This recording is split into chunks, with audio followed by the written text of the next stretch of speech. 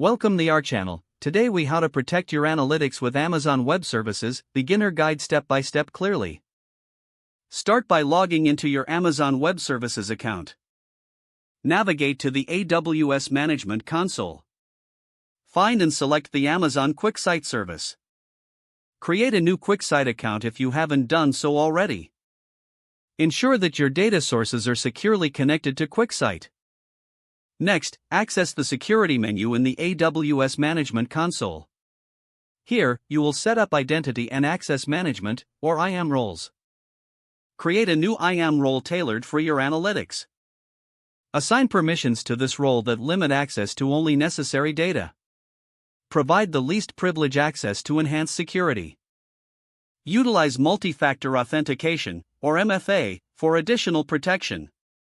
Enable logging for all accesses and changes made within QuickSight. Afterward, securely share your dashboards with your team. Make use of Amazon S3 for storage of sensitive data files. Ensure your S3 buckets have the proper access policies in place. Regularly review your IAM roles and permissions to stay updated.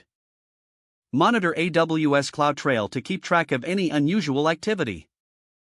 Schedule routine audits of your analytics setup for vulnerabilities. Implement encryption for your data both at rest and in transit.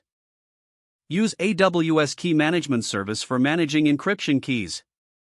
Lastly, stay informed about AWS updates to enhance your security practices.